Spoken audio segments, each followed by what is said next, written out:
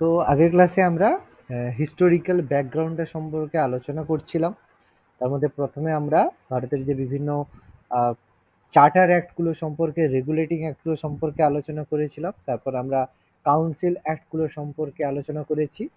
তারপর আমরা 1919 সালের ভারত শাসন আইন সম্পর্কে আলোচনা করেছি।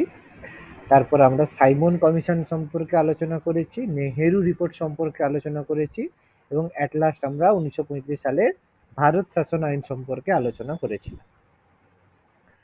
তো আজকে আমরা ডিসকাস করব তার পরের পার্ট, যে কিভাবে আমাদের 1935 সালের ভারত শাসন আইনের পরে কিভাবে আমাদের সংবিধান তৈরি হলো, ভারত কিভাবে স্বাধীন হলো এবং সেই সংক্রান্ত কিভাবে সমস্ত রকম বাধা বিপত্তি কাটিয়ে ভারত স্বাধীনতা পেল এবং সেই সংক্রান্ত কিভাবে আমাদের ইন্ডিয়ান কনস্টিটিউশন গঠন হলো, কার রেকমেন্ডেশন বা কোন প্রতিষ্ঠান যেটা আমাদের কনস্টিটিউশনটাকে তৈরি করেছিল এবং তার রেসপেক্টে আমরা এগুলো সম্পর্কে টোটালি আজকে ডিসকাস করব। দেখো, তো 1935 সালের ভারত শাসন আইন পড়ার পরে আমরা বলেছিলাম যে তারপরে ভারতে কি হলো।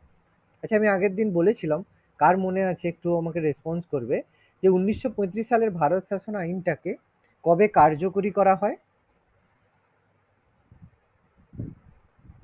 বলো। 1937, 1937-এ লাস্ট দেখো বলেছিলাম 1937 সালে এটাকে কার্যকরী করা হয় আর এটাকে বন্ধ করে দেওয়া হয় 1939 সালে। আমি আগের দিন বলেছিলাম। তো আজকে আমরা ডিসকাস করব যে এর পরে কি হলো। 1935 সালে ভারত শাসন আইনের পরে এলো কি আগস্ট অফার। তো আগস্ট অফারের সালটা হয়েছিল 1940, 1940। এই আগস্ট অফারের প্রয়োজনীয়তা কি ছিল বা কেন আগস্ট অফার তারা দিয়েছিল? আমরা জানি যে আমাদের যে সেকেন্ড ওয়ার্ল্ড ওয়ার, দ্বিতীয় বিশ্বযুদ্ধ, সেকেন্ড ওয়ার্ল্ড ওয়ার যে হয়েছিল, সেই সেকেন্ড ওয়ার্ল্ড ওয়ার হয়েছিল 1939 সালে। সেকেন্ড ওয়ার্ল্ড ওয়ার শুরু হয়েছিল, যেটা আমাদের চলেছিল 1944-1945 অবধি। তো এই সেকেন্ড ওয়ার্ল্ড ওয়ারে যে ফার্স্ট ওয়ার্ল্ড ওয়ার যখন হয়েছিল, ফার্স্ট ওয়ার্ল্ড ওয়ার যখন, প্রথম বিশ্বযুদ্ধ যখন হয়েছিল, ফার্স্ট ওয়ার্ল্ড ওয়ার হয়েছিল আমাদের 1914 থেকে 1918 অবধি, তাই তো? এটা আমরা প্রত্যেকেই জানি। তো ফার্স্ট ওয়ার্ল্ড ওয়ারের সময় কি করেছিল আমাদের ইন্ডিয়ান ন্যাশনাল কংগ্রেস বা ভারতীয়রা? ব্রিটেনদের সাহায্য করেছিল, ব্রিটিশদের সাহায্য করেছিল। কারণ কি? যে স্বাধীনতার পরে ব্রিটিশরা ভারতীয়দের স্বায়ত্তশাসন বা ডোমিনিয়ন স্ট্যাটাস দেবে, এই প্রতিশ্রুতিতে ভারতীয়রা সাহায্য করেছিল। কিন্তু সেকেন্ড ওয়ার্ল্ড ওয়ারের পরে 1919 সালে ভারত কি পেল? আমাদের জালিয়ানওয়ালা কুখ্যাত রাওলাট অ্যাক্ট পেয়েছিল। রাওলাট অ্যাক্টের মাধ্যমে আমাদের ভারতীয়দের স্বাধীনতা খর্ব করা হয় এবং তার সাথে সাথে আমরা জানি 1919 সালে দুর্ভাগ্যজনক জালিয়ানওয়ালাবাগের হত্যাকাণ্ড হয়েছিল। তো এগুলো আমরা হিস্ট্রিতে এগুলো সম্পর্কে জানি, তো হিস্ট্রিতে আমরা এগুলো সম্পর্কে পড়ব। তো এই সিচুয়েশন, তাহলে ফার্স্ট ওয়ার্ল্ড ওয়ারে ইন্ডিয়া যখন কন্ট্রিবিউট করেছিল, সেকেন্ড ওয়ার্ল্ড ওয়ারে ভারতীয়দেরকে না জানিয়ে বা ভারতীয় নেতাদের সাথে পরামর্শ না করে ব্রিটিশরা কি করেছিল? ইন্ডিয়ার নামও দিয়ে দিয়েছিল, যে ভারত ইন্ডিয়াও এখানে জয়েন করবে, যে ইন্ডিয়া সেকেন্ড ওয়ার্ল্ড ওয়ারে জয়েন করবে। এটা ভারতীয়দের সাথে আলোচনা না করে ব্রিটিশরা বলে দিয়েছিল। এতে ভারতের যে রাজনৈতিক নেতারা, আমাদের হচ্ছে নেহেরু, গান্ধীজি, তাহলে এরা কি হয়েছিল? যথেষ্ট ক্রুদ্ধ হয়েছিল। মোহাম্মদ আলী জিন্নাহ, এরা সবাই ক্রুদ্ধ হয়েছিল।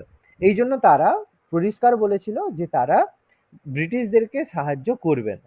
তাহলে 1939 সালে সেকেন্ড ওয়ার্ল্ড ওয়ারের পরে ব্রিটিশরা দেখলো যে জার্মানি, ওকে, জার্মানির কে নেতৃত্ব দিয়েছিল সেকেন্ড ওয়ার্ল্ড ওয়ারে? জার্মানি থেকে বিখ্যাত, বলো, জানি, বলো, দ্বিতীয় বিশ্বযুদ্ধে জার্মানি থেকে কে নেতৃত্ব দিয়েছিল?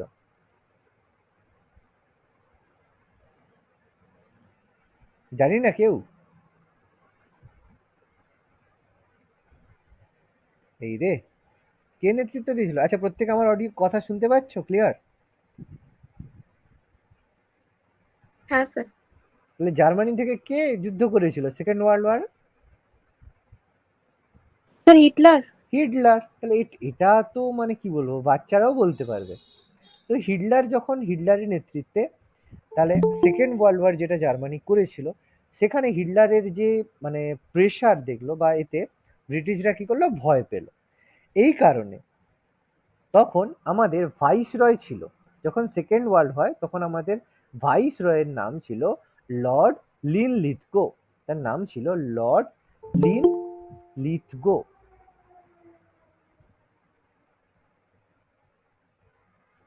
তার নাম ছিল লর্ড লিন। কি বললেন এটা বুঝতে পারলাম না। ওকে।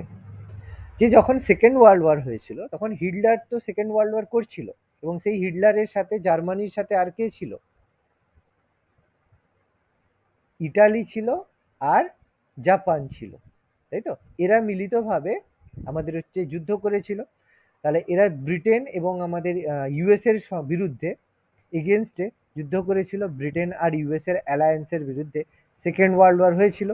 এবং সেই সময় জার্মানি যে নেতৃত্ব দিয়েছে হিটলারের কারণে ব্রিটিশরা কি করেছিল, ভয় পেয়েছিল যে হিটলার খুব তাড়াতাড়ি ব্রিটিশদেরকে পরাজিত বা এই অ্যালায়েন্সকে পরাজিত করতে পারে। এই কারণে হিটলারের প্রভাবে ব্রিটিশরা যথেষ্ট ভয় পেয়েছিল। এবং সেই সময় আমাদের ভারতের যে ভাইসরয়, ভাইসরয় তো আমরা জানি, ভাইসরয় সম্পর্কে বলতে হবে না তো, ভাইসরয় কে ছিল বা কি জিনিস? না স্যার। তো ভাইসরয় তখন ছিল লর্ড লিনলিথগো। তিনি বুঝলেন যদি সেকেন্ড ওয়ার্ল্ড ওয়ারে ভারতীয়রা সাহায্য না করে তাহলে এই যুদ্ধটা তারা হারবে। এই কারণে 1940 সালে লর্ড লিনলিথগো একটা প্রপোজাল দিল ভারতীয়দেরকে যে তোমাদের জন্য একটা কনস্টিটিউশন বা সংবিধান গঠন করা হবে আফটার ওয়ার। যে কনস্টিটিউশন বা সংবিধান গঠন করা হবে আফটার ওয়ার, যুদ্ধের পরে, যদি তোমরা আমাদের সাহায্য করো। কিন্তু এখানেও দেখো যেহেতু বলা আছে একটা কথা, কি বললাম, আফটার ওয়ার, তাহলে বিশ্বযুদ্ধে তুমি যদি হারো তাহলে আমাদের দেবে না, number one problem. Number two, first world ওয়ারে আমরা দেখেছি যে আমরা সাহায্য করার ফল কি পেয়েছিলাম। এই জন্য গান্ধীজি থেকে শুরু করে সমস্ত মানে কংগ্রেস এবং যে মুসলিম লীগ রয়েছে, কংগ্রেস ছিল, তারপর আমাদের মুসলিম লীগ ছিল, এরা প্রত্যেকে কি করলো, এটাকে অপোজ করলো, মানে এটাকে ডিনাই করলো যে না, আমরা মানছি না। ওকে, তাহলে কংগ্রেস এবং মুসলিম লীগ এই যে আগস্ট অফারটাকে কি করলো, ডিনাই করলো, যে এগ্রি করলো না, সম্মত হলো না। তার মানে আগস্ট অফার প্রত্যাখ্যান করা হলো। তাহলে দেখো জিনিসটা কি হলো বুঝতে পারলাম, যে সেকেন্ড ওয়ার্ল্ড ওয়ারের সময়, দ্বিতীয় বিশ্বযুদ্ধের সময় জার্মানির আক্রমণ বা হিটলারের আক্রমণে ব্রিটিশরা ভয় পেয়েছিল। এবং সেই সময় যে ভাইসরয় ছিল লর্ড লিনলিথগো, তিনি কি করেছিলেন, ভারতীয়দের সমর্থন পাওয়ার জন্য একটা ঘোষণা করেছিলেন যেটি আগস্ট অফার নামে পরিচিত, যেখানে বলা হয় যে যুদ্ধের পরে ভারতীয়দের জন্য কনস্টিটিউশন বা সংবিধান গঠন করা হবে, যেটা যুদ্ধের পরে। এই কারণে যেহেতু যুদ্ধের পরে কথাটা বলেছিল, সেই জন্য কংগ্রেস এবং মুসলিম লীগ এটাকে বিরোধিতা করেছিল। ওকে, বুঝতে পারলে? হ্যাঁ স্যার। ওকে, তাহলে এখানে হ্যাঁ স্যার। পয়েন্টগুলো এখানে মাথায় রাখবে, কি কি এখানে মনে রাখতে হবে, যে আগস্ট অফার কত সালে হয়েছিল, 1940 মনে রাখবো আমরা।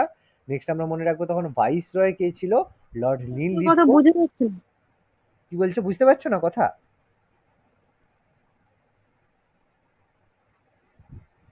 আচ্ছা, অডিও কি প্রবলেম হচ্ছে? না স্যার, স্যার পরিষ্কার শোনা কথাগুলো একটু যাচ্ছে। দূর থেকে শোনাচ্ছে। আচ্ছা, কথাগুলো কি একটু দূর থেকে শোনাচ্ছে? না স্যার, ঠিক আছে তো। না স্যার, ঠিক আছে তো। দেখো নেটওয়ার্ক তো স্যার প্রবলেম, কাটা কাটা শোনাচ্ছে। কাটা কাটা শোনাচ্ছে। দেখো একটু নেটওয়ার্কের প্রবলেম হওয়ার কথা নয়, ওয়াইফাই কানেক্টেড রয়েছে, তো প্রবলেম তো হওয়ার কথা নয়। আচ্ছা, সবার প্রবলেম কি হচ্ছে?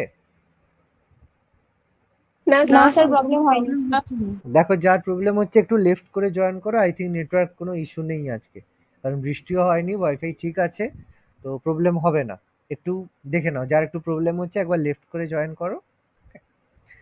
আচ্ছা, তো আগস্ট অফারের পরে কি হলো, যে আমাদের যে যখনই এটাকে ডিনাই করা হলো, তারপর আবার সবাই দ্বিতীয় বিশ্বযুদ্ধে এনগেজ হয়ে গেল। সেই সময় আবার হিটলারের কারণে এরা বুঝতে পারলো, ব্রিটিশরা বুঝতে পারলো যে ভারতীয়দের সমর্থন মানে নেওয়া বাধ্যতামূলক হচ্ছে। এই জন্য তারা পাঠালো ক্রিপস মিশন। তারা পাঠালো কি, ক্রিপস মিশন তারা পাঠালো। পরের পেজেই আছে, হ্যাঁ সরি এখানেই আছে। তো তারা পাঠালো ক্রিপস মিশন। কত সালে ক্রিপস মিশনকে ভারতে পাঠানো হলো? 1942। 1942, 1942। 1942। ডেটটা কেউ বলতে পারবে কত তারিখ ভারতে এসেছিল? 23শে মার্চ। ওকে, ডেটটা কিন্তু আসে 23শে মার্চ তারা ভারতে এসেছিল ক্রিপস মিশন। তাহলে এখানে আমাদের পরীক্ষায় আসে যে 1942-এর সময় ব্রিটিশ প্রেসিডেন্ট কে ছিল। পরীক্ষায় প্রচুর আসে। বলো কে ছিল British president, sorry British prime minister কে ছিল? আর ইউএসএ প্রেসিডেন্ট কে ছিল?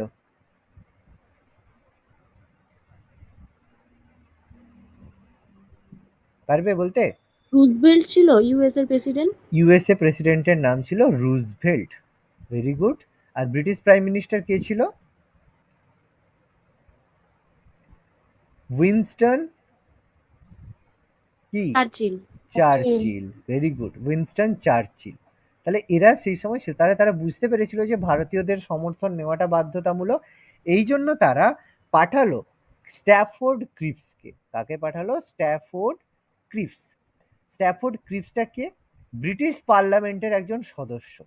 ব্রিটিশ পার্লামেন্টের একজন সদস্য তাকে ভারতে পাঠালো যে তুমি গিয়ে ভারতীয়দের সাথে কথা বলো, যে ভারতীয়রা যাতে আমাদের সাহায্য করে সেই সংক্রান্ত তুমি আলোচনা করো। সেই জন্য স্ট্যাফোর্ড ক্রিপসকে ভারতে পাঠানো হলো কবে? 1942 সালের 23শে মার্চ তাদেরকে ভারতে পাঠানো হলো স্ট্যাফোর্ড ক্রিপসকে। স্ট্যাফোর্ড ক্রিপস ভারতীয়দের সমর্থন নেওয়ার জন্য আসে, কিন্তু স্ট্যাফোর্ড ক্রিপস এখানেও দেখো সেম কথা বলা হয় যে ভারতীয়রা যদি সাহায্য করে তাহলে যুদ্ধের পরে, মানে এখানেও সেম কথা বলা হলো যে আফটার ওয়ার, যুদ্ধের পরে ভারতীয়দেরকে কি দেওয়া হবে? ডোমিনিয়ন স্টেটাস দেওয়া হবে, মানে স্বায়ত্ত শাসন দেওয়া হবে। ডোমিনিয়ন, DOMI, ডোমিনিয়ন স্ট্যাটাস দেওয়া হবে, মানে স্বায়ত্তশাসন দেওয়া হবে। কিন্তু দেখো এখানেও দেখো সেম কথা বলা হয়েছে কি, যে আফটার ওয়ার।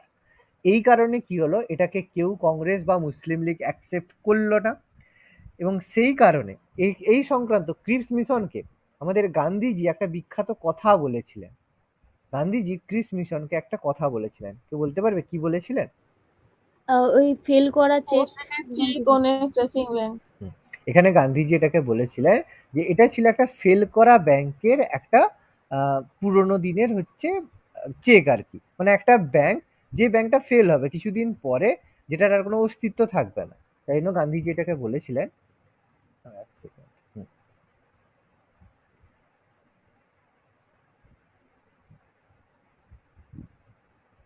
okay, গান্ধীজি এটাকে বলেছিলেন যে post dated cheque on a crashing bank.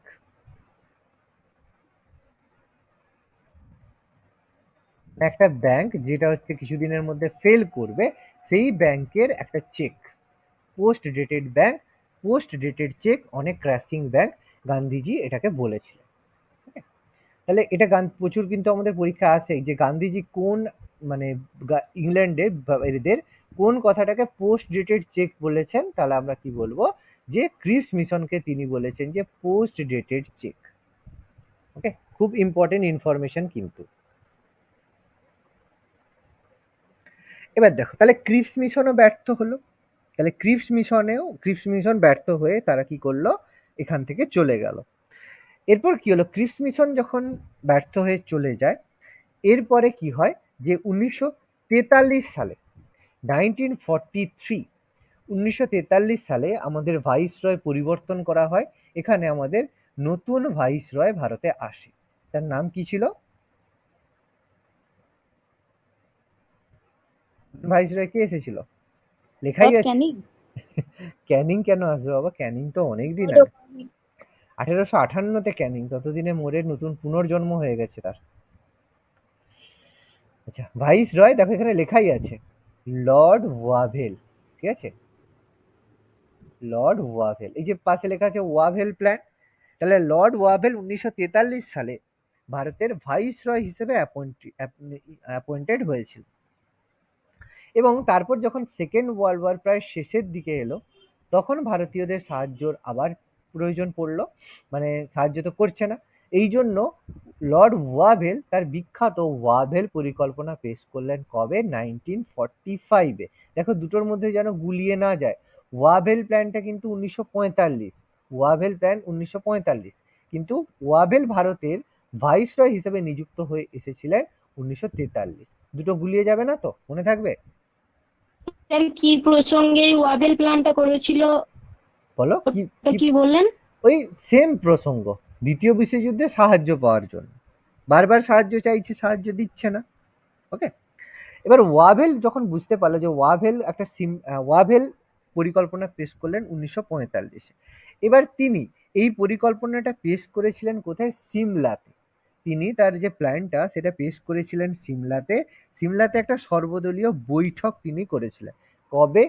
25 June থেকে 14ই জুলাই, এই টাইমের মধ্যে তিনি কি করেছিলেন? একটা সিমলাতে সর্বদলীয় বৈঠক করেছিলেন, যে সমস্ত দলের যারা রাজনৈতিক নেতারা রয়েছে তারা আসুক, এসে আলোচনা করুক এই বৈঠকে, এই সমস্ত নিয়ে আলোচনা।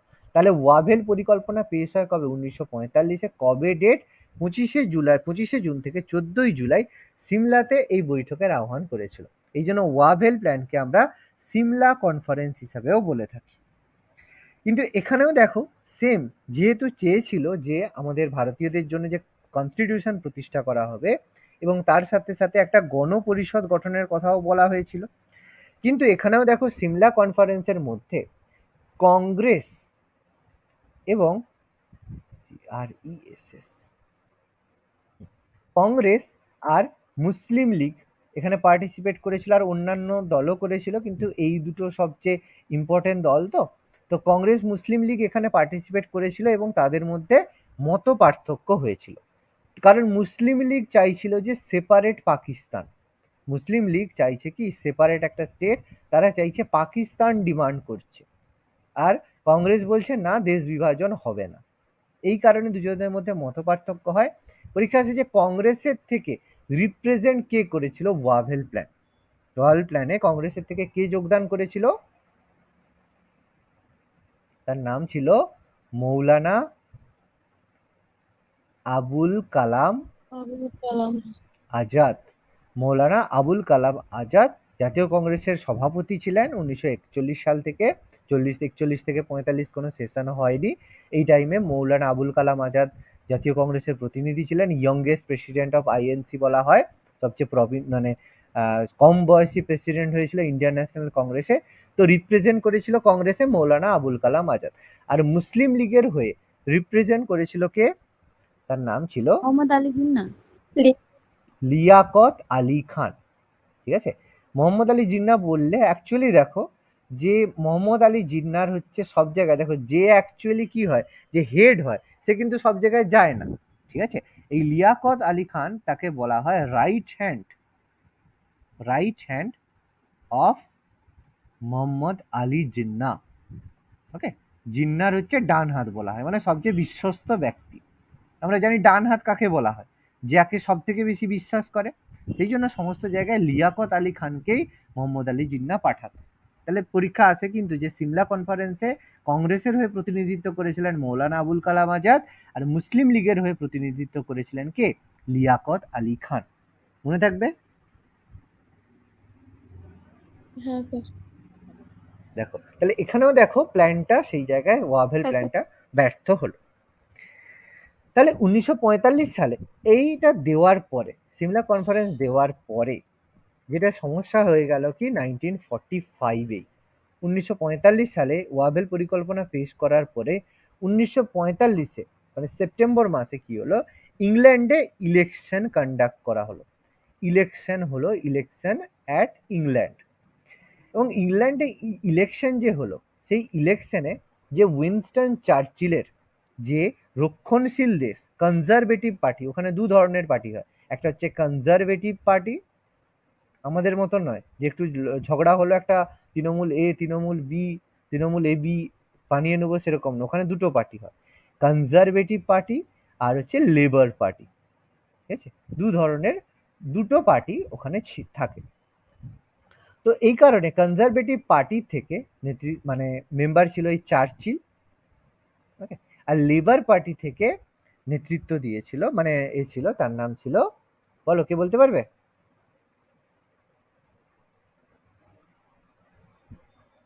তার নাম ছিল ক্লিমেন্ট এটলি।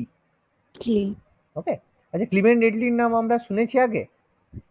হ্যাঁ স্যার শুনেছি। কোথায় শুনেছি? কোথায় শুনেছি? ব্রি- বলো বলো। ব্রিটিশের সেই স্যার এখানে ভারতবর্ষের কিছু প্রথম আছে। স্বাধীন ব্রিটিশ প্রধানমন্ত্রী ছিলেন। আর কিছু আর কিছু আর কিছু? সেটা তো আমি জানি, সেটা এখান থেকে তো পরের ব্যাপার। আগে কোথায় ক্লিমেন্ট এটলির নাম শুনেছি? এর আগে কোথায় ক্লিমেন্ট এটলির নাম শুনেছি? আগের দিনের পড়া দেখাতে হবে, দেখো। পাচ্ছি নাম?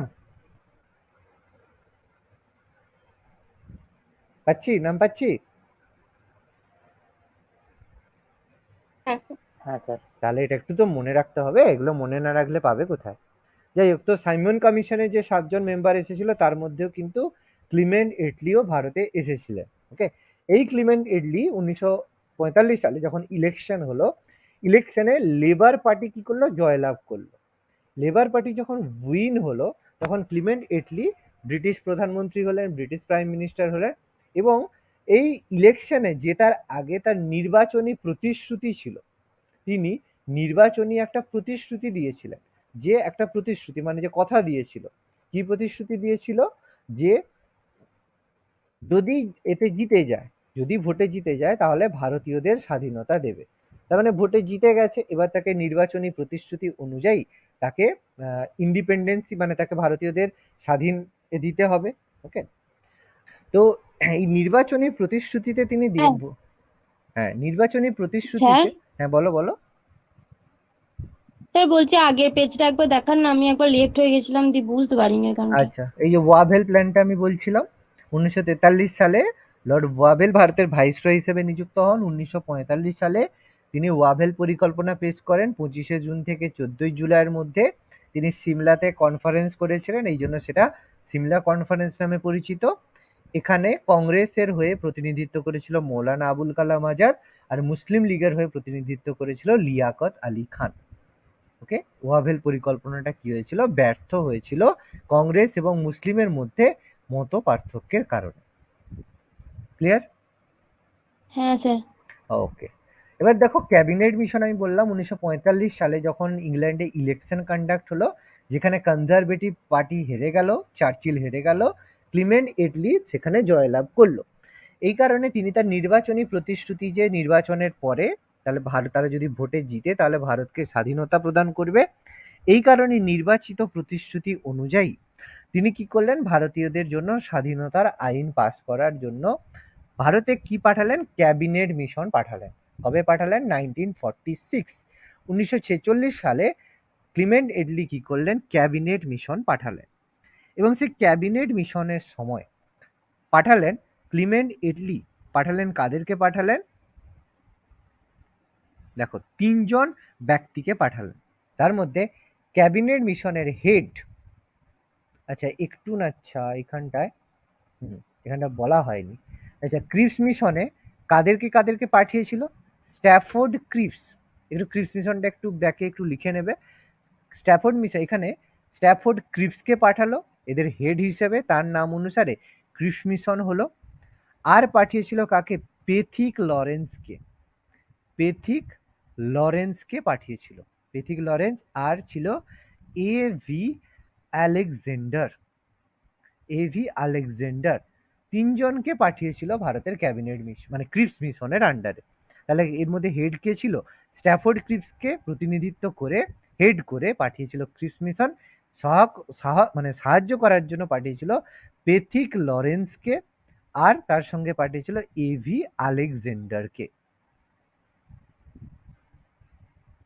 ওকে, নোট ডাউন করেছো প্রত্যেকে? হ্যাঁ স্যার। হ্যাঁ স্যার। ওকে, এবার এইখানে যখন ক্যাবিনেট মিশনের সময় যখন পাঠানো হলো, ক্যাবিনেট মিশনের সময় এখানে হেড করে পাঠানো হলো কাকে? পেথিক লরেন্সকে। ওখানেই পেথিক লরেন্সকে পাঠিয়েছিল, কিন্তু সে হেড ছিল না। এখানে পেথিক লরেন্সকে হেড হিসেবে পাঠানো হলো। তাহলে এখানে হেড বা প্রধান হিসেবে পাঠানো হলো পেথিক লরেন্সকে, তাকে সাহায্য করার জন্য পাঠানো হলো স্ট্যাফোর্ড ক্রিপসকে এবং এভি আলেকজান্ডারকে। মানে দুটোতেই সেম ব্যক্তি, কিন্তু দুটোতে নেতৃত্ব দিয়েছিল আলাদা আলাদা। প্রথমটার হেড ছিল স্ট্যাফোর্ড ক্রিপস, দ্বিতীয়টার হেড ছিল পেথিক লরেন্স, এবং পেথিক লরেন্সকে পোস্ট দেওয়া হয়েছিল সেক্রেটারি অফ স্টেট। আচ্ছা, এই সেক্রেটারি অফ স্টেট এই পোস্টটা কবে তৈরি করা হয় বলো তো?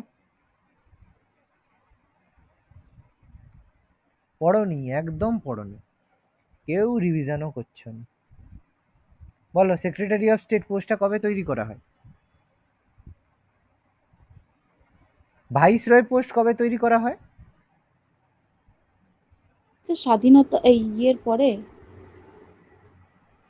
1858 সালে। 1858 সালে গভর্নমেন্ট অফ ইন্ডিয়া অ্যাক্টের মাধ্যমে। সেই সঙ্গে সেক্রেটারি অফ স্টেটও তো তৈরি করা হয়েছিল, মনে পড়েছে? ভুলে গেছি স্যার। আচ্ছা, ফার্স্ট সেক্রেটারি অফ স্টেট কে ছিল, প্রথম ভারত সচিব?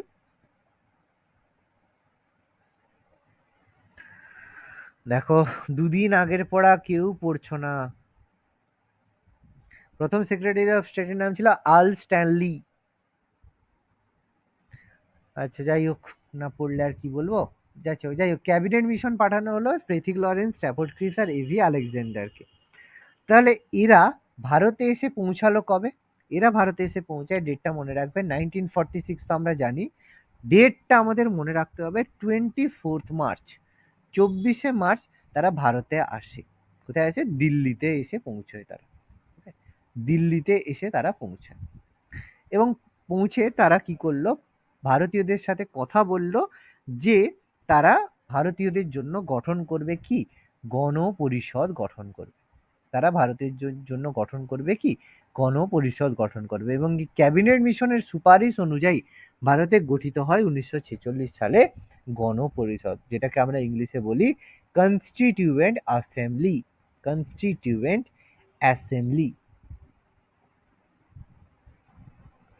ভারতের গণপরিষদ বা কনস্টিটিউয়েন্ট অ্যাসেম্বলি গঠন করার কথা বলা হয়।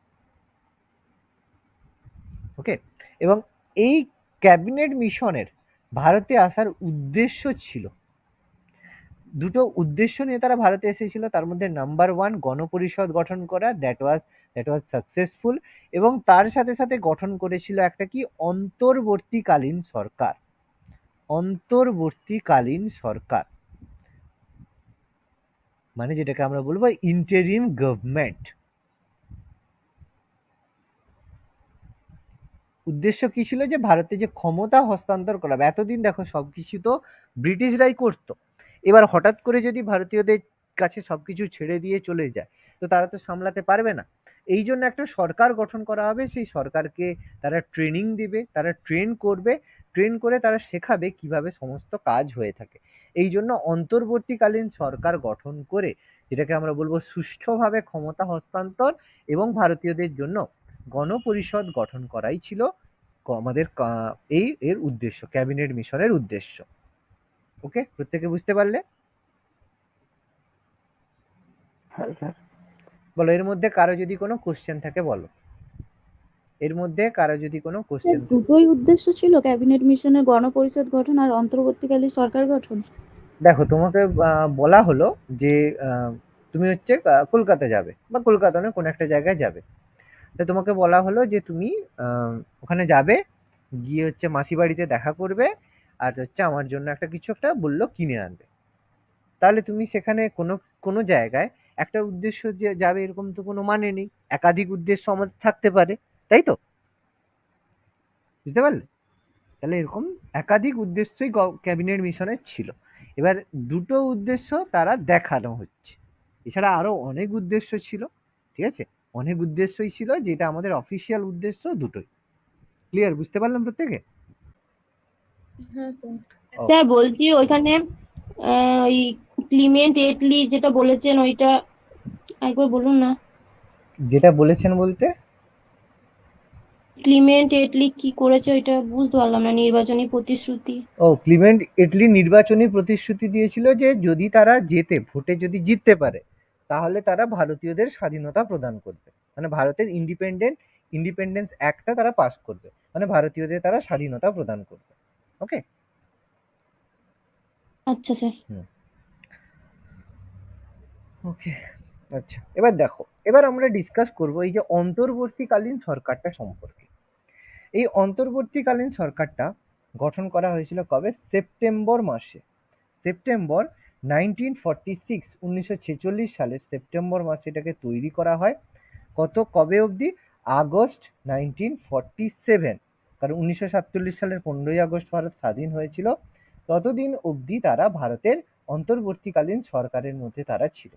এটা হচ্ছে সেপ্টেম্বর 1946, মানে আগস্ট 1947 থেকে সেপ্টেম্বর 1946 থেকে আগস্ট 1947 অবধি অন্তর্বর্তীকালীন সরকার ভারতের স্বাধীনতা মানে ভারতকে শাসন করেছিল। কি হয় যে অন্তর্বর্তীকালীন সরকার, আমি বললাম যে ক্যাবিনেট মিশন আন্ডারে তৈরি করা হয়। এখানে মেম্বার ছিল 14 জন সদস্য, যে ভারতীয়দের এরকম 14 জন সদস্যকে নিয়ে তৈরি করা হয়েছিল অন্তর্বর্তীকালীন সরকার। যার এই অন্তর্বর্তীকালীন সরকারের একজন নিশ্চয়ই সভাপতি থাকবে, প্রেসিডেন্ট থাকবে। সেই প্রেসিডেন্টটা কে হবে? যে ভাইসরয় হবে। ওকে, যে ভাইসরয় হবে, সেই ভাইসরয় হবে পদাধিকার বলে অন্তর্বর্তীকালীন সরকারের প্রেসিডেন্ট। তাহলে অন্তর্বর্তীকালীন সরকারের প্রেসিডেন্ট কে ছিল? যদি নাম জানতে চাই কি বলবো? তাহলে সে সময় ভাইসরয় কে ছিল বলো? বলো, বলতে পারবে তো? বলো, ভাইসরয় কে ছিল?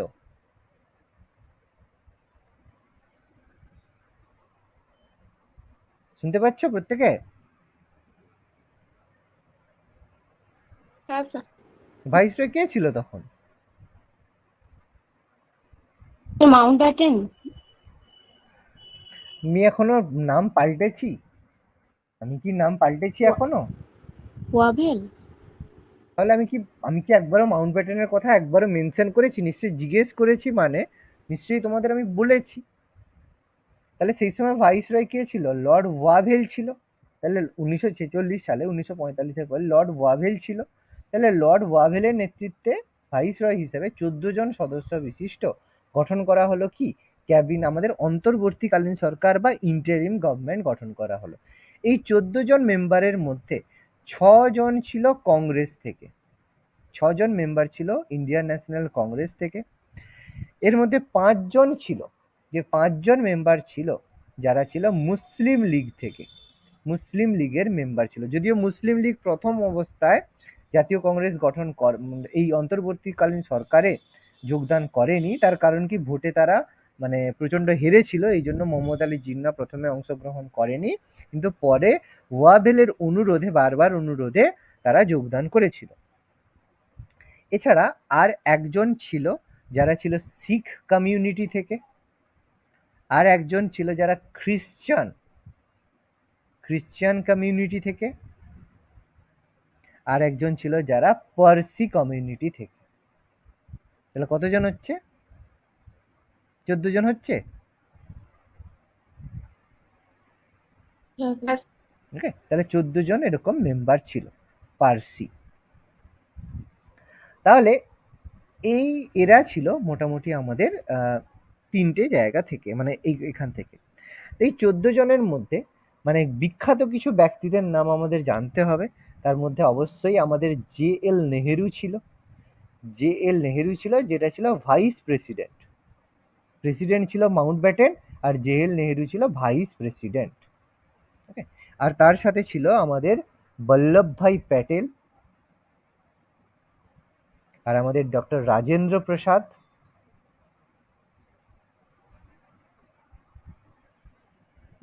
আর হচ্ছে আমাদের অরুণা আসফ আলী, তারপর সি রাজা গোপালাচারী। নামগুলো পড়তে হবে, কারণ এগুলো ডাইরেক্ট এভাবে কোশ্চেন আসবে যে কে ব্যক্তি ছিলেন না। শরৎচন্দ্র, বসু, জন মাথাই, সর্দার বলদেব সিং,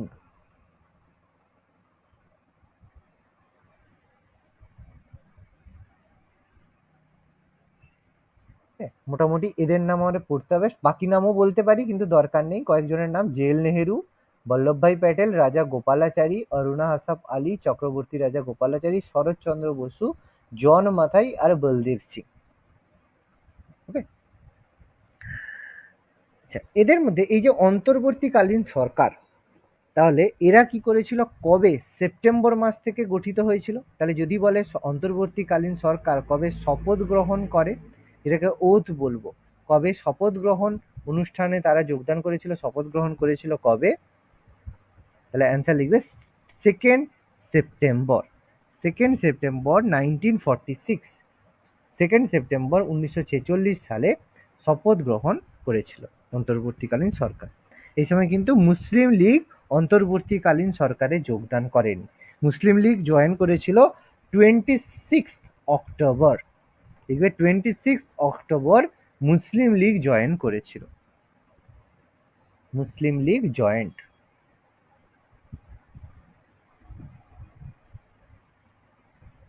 ওকে, প্রথমে কিন্তু এরা জয়েন করেনি। দেখো এতটা প্রত্যেকের ক্লিয়ার?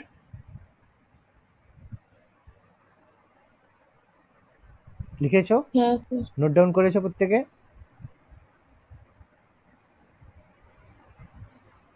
হ্যাঁ স্যার। ওকে, এবার এই অন্তর্বর্তীকালীন সরকারের যে বিভিন্ন দফতর বিভিন্ন ব্যক্তিদের ভাগ করে দেওয়া হয়েছিল, কোন দফতর কাকে ভাগ করে দেওয়া হয় খুব ইম্পর্টেন্ট, কিন্তু এটা কিন্তু আমাদের মনে রাখতে হবে, ডাইরেক্ট আমাদের কিন্তু কোশ্চেন আসবে। তাহলে সর্দার বল্লভভাই প্যাটেল মোস্ট ইম্পর্টেন্ট, আমাদের ভাইস প্রেসিডেন্ট ছিল অন্তর্বর্তীকালীন সরকারে। তাকে দেওয়া হলো কি ফরেন মিনিস্ট্রি, মানে যেটাকে বলবো বৈদেশিক বিষয়ক। বৈদেশিক বিষয়ক মানে ফরেন মিনিস্ট্রি।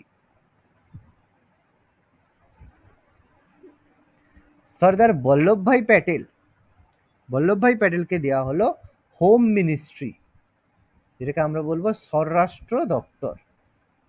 এটা পরেও হয়েছিল, হোম মিনিস্ট্রি স্বরাষ্ট্র দপ্তর। আর হচ্ছে আমাদের ব্রডকাস্টিং ডিপার্টমেন্ট। ব্রডকাস্টিং মানে যেটাকে আমরা বাংলায় বলি যে তথ্য ও সম্প্রচার।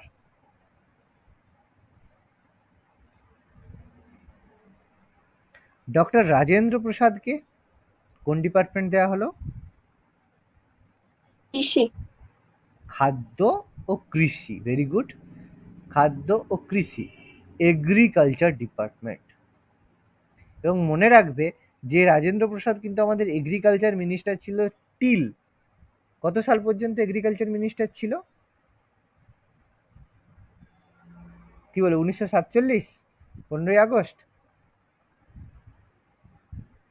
না, মনে রাখবে 1950, 26 জানুয়ারি অবধি, মানে যবে আমাদের সংবিধান কার্য, সরি 1950 সালে 24 জানুয়ারি, 24শে জানুয়ারি। কারণ 24শে জানুয়ারি কি হয়েছিল 1950 সালে? 24শে জানুয়ারি কেউ আবার বলবে না সংবিধান কার্যকরী করা হয়। স্যার গণপরিষদ গণপরিষদের শেষ অধিবেশন হয়েছিল, গণপরিষদের শেষ অধিবেশন হয়েছিল। এই কারণে গণপরিষদের শেষ অধিবেশনে সেখানে ভারতের প্রেসিডেন্ট হিসেবে অ্যাপয়েন্ট করা হয় রাজেন্দ্র প্রসাদকে।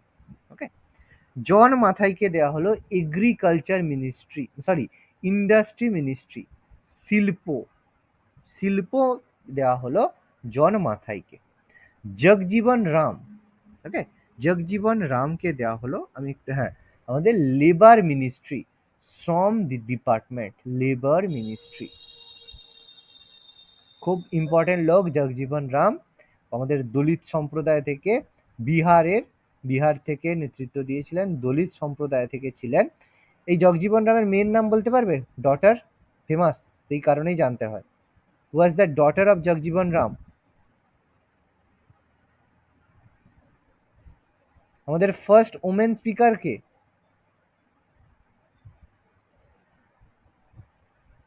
হ্যাঁ, silent. Meera Kumar. Very good, Meera Kumar. এই Meera Kumar is the daughter of Jagjivan Ram. মাথায় রাখবে কিন্তু, খুব ইম্পর্টেন্ট ইনফরমেশন।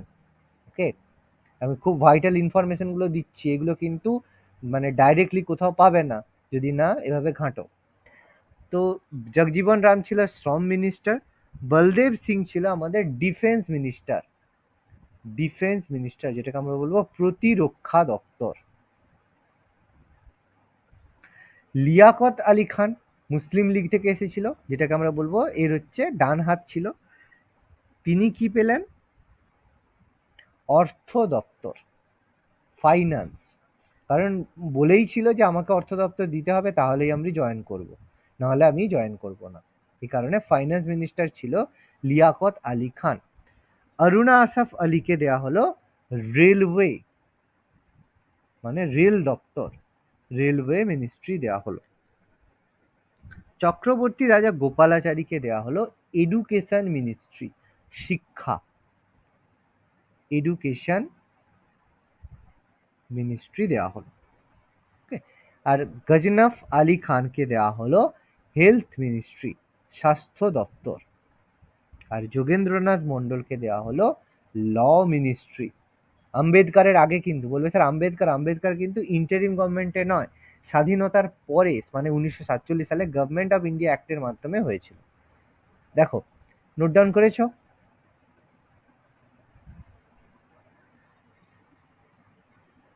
হ্যাঁ স্যার।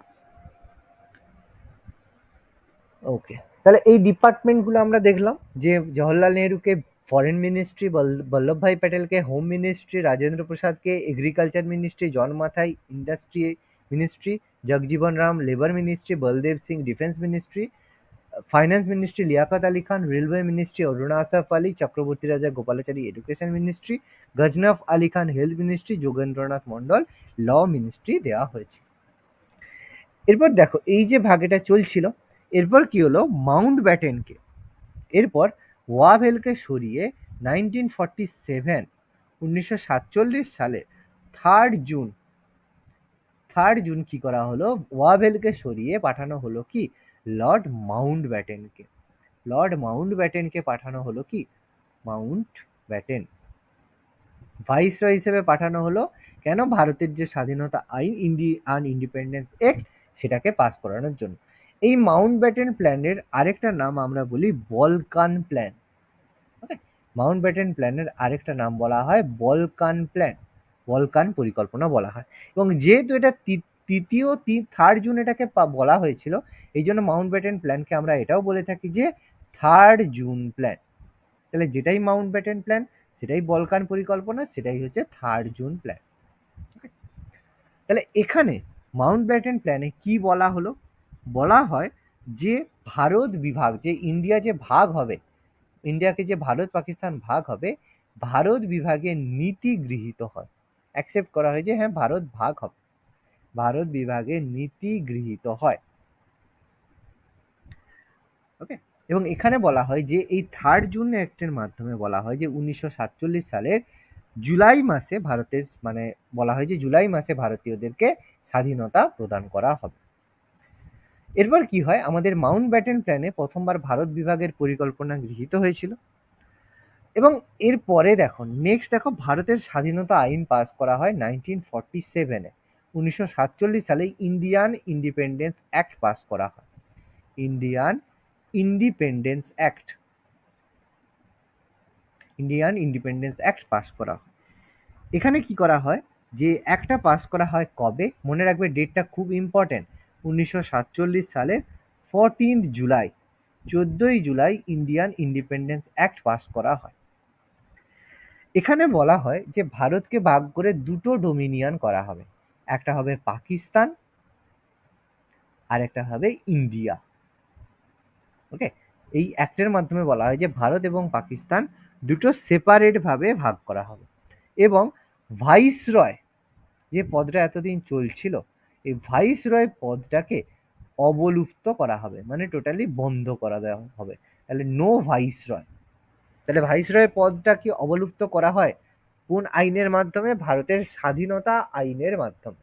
এবং ক্রিয়েট করা হয় নিউ পোস্টটা হচ্ছে governor general of free India. Governor general of India হলে আলাদা হবে। First governor general of India কে? হ্যাঁ, ভারতের প্রথম গভর্নর জেনারেল কে? ভারতের হচ্ছে lord Bentinck. Lord William Bentinck. আর স্বাধীন ভারতের প্রথম governor general? Lord Mountbatten. Chakravarti Raja Gopalachari. Lord Mountbatten. দেখো দুটো যেন গুলিয়ে না যায়, খুব ভালো করে মনে রাখবে। তাহলে ভাইসরয় অবসান ঘটিয়ে আমাদের তৈরি করা হয় যে governor general of free India, এবং লর্ড মাউন্টব্যাটেনকে করা হয়। এবং লাস্ট কে ছিল last governor general of free India? ভারতীয় একমাত্র governor general Chakraborty Raja Gopalachari. Gopalachari. C রাজা গোপালাচারী। চক্রবর্তী রাজা গোপালাচারী ছিল স্বাধীন ভারতের শেষ ভারতীয় গভর্নর জেনারেল, স্বাধীন ভারতের একমাত্র ও শেষ ভারতীয় গভর্নর জেনারেল। ওকে, দেখো এটা আমাদের হলো। দেখো এতটা প্রত্যেকে নোট ডাউন করেছো? এক মিনিট। আচ্ছা, পাকিস্তান কবে স্বাধীনতা লাভ করে আর ইন্ডিয়া কবে স্বাধীনতা লাভ করে? স্যার পাকিস্তান পাকিস্তান 1947 14 আগস্ট। 14ই আগস্ট। আর ইন্ডিয়া আমরা প্রত্যেকেই জানি 15th অগস্ট। দেখো দুটো মনে থাকবে, পাকিস্তানের ইন্ডিপেন্ডেন্স কিন্তু ইন্ডিয়ার আগের দিন। দেখো এতটা নোট ডাউন করেছো?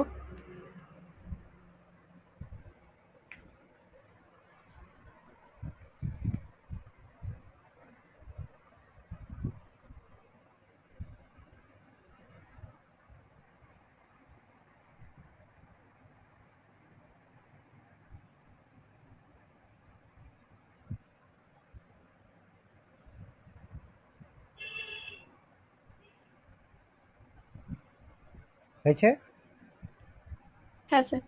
ওকে, নেক্সট দেখো আমাদের লাস্ট যেটা আমরা আজকে এটা নিয়ে ডিসকাস করবো যে স্বাধীন ভারত স্বাধীন হওয়ার পরে স্বাধীন ভারতের মন্ত্রিসভা কেমন হয়েছিল, কোন মন্ত্রী কোন ডিপার্টমেন্ট পেয়েছিল সেটা আমাদের জানতে হবে। তাহলে জওহরলাল নেহেরু কি হলো ভারতের প্রথম? প্রধানমন্ত্রী। প্রাইম মিনিস্টার বা প্রধানমন্ত্রী হলো। আর কোনো কিছু মন্ত্রী হয়েছিল? মনে রাখবে, ফরেন মিনিস্টার, বিদেশ মন্ত্রী। পরীক্ষায় দিল ভারতের প্রথম বিদেশ মন্ত্রী কে ছিল? কি করবে অ্যান্সার? আর ভুলে গেছো? জানি না, যদি না বলি মনে থাকবে। প্রাইম মিনিস্টার তো পড়েছি, ফরেন মিনিস্টার তো পড়িনি। ওকে, বল্লভভাই প্যাটেলকে কি পোস্ট দেওয়া হলো বলো? হোম মিনিস্টার, স্বরাষ্ট্রমন্ত্রী। আর কি দেওয়া হলো?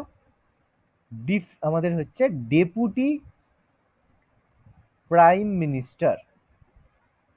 ডেপুটি প্রাইম মিনিস্টার, স্বাধীন ভারতের প্রথম উপপ্রধানমন্ত্রী বল্লভভাই প্যাটেলকে বলা হতো।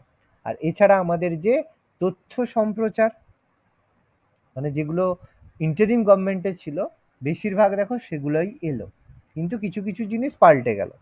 রাজেন্দ্র প্রসাদকে কি করা হলো? খাদ্য ও কৃষি। একদম, দেখো চেঞ্জ হয়নি। তাহলে এখানে দেখো খাদ্য ও কৃষি মন্ত্রী থাকলো। মৌলানা আবুল কালাম আজাদ প্রত্যেকেই জানি কে হলো? শিক্ষা। শিক্ষা বা এডুকেশন মিনিস্টার। তাহলে দেখো দুটোর মধ্যে মনে থাকবে অন্তর্বর্তী সরকারের এডুকেশন মিনিস্টার কে ছিল?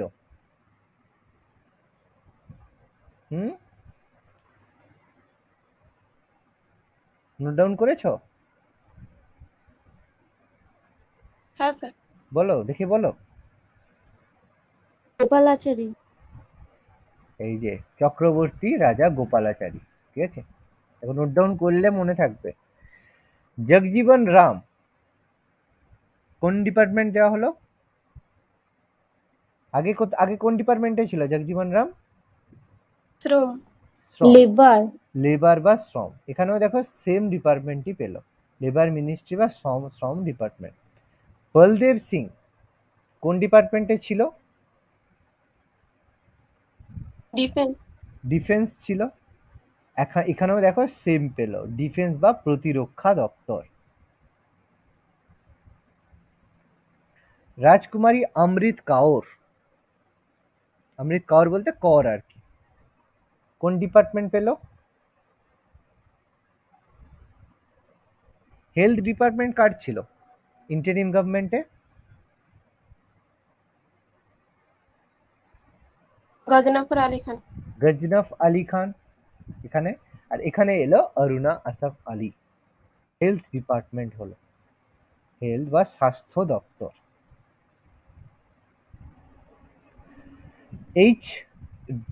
এইচ ভাবা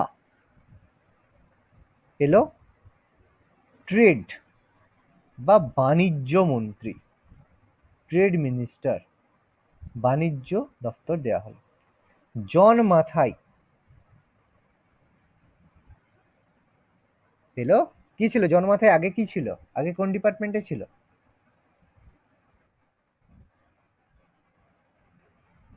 শিল্প।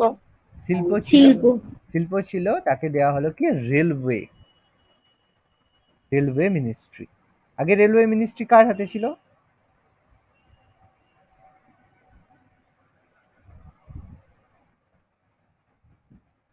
অরুণা আসফ আলীর হাতে, তাই তো। এখন এলো কার হাতে? জন মাথায়। তাহলে দেখো দুটোর মধ্যে যেন গুলিয়ে না যায়, পরীক্ষায় দুটোই থাকবে। আর কে সম্মুখম চেট্টি কে ছিল ভারতের প্রথম অর্থমন্ত্রী বাবু, ফাইন্যান্স মিনিস্টার, মনে রাখতে হবে। আম্বেদকর আইন। আমাদের ল মিনিস্টার। তাহলে ইন্টারিম গভর্নমেন্টে আইনমন্ত্রী কে ছিল?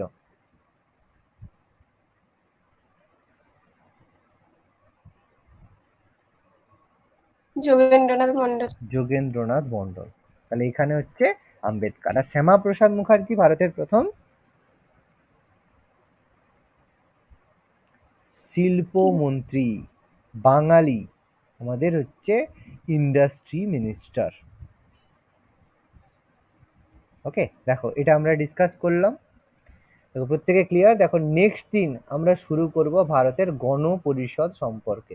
এই যে গণপরিষদ কিভাবে ভারতের সংবিধান রচনা করলো সেটা সম্পর্কে আমরা আলোচনা করব।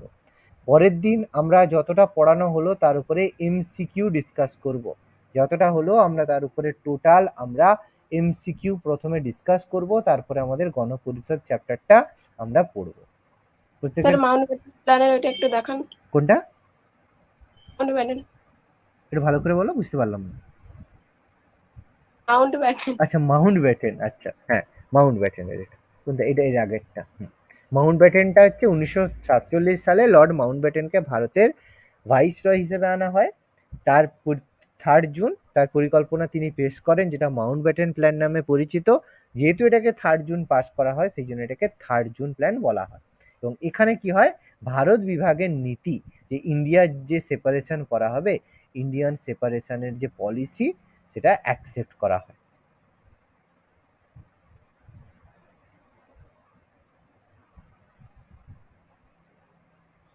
ওকে,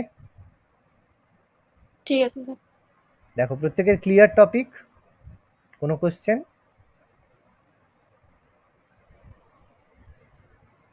ওকে, নেক্সট দিন প্রত্যেকে তাহলে পড়ে নেবে, আমরা এমসিকিউ ডিসকাস করব। ওকে।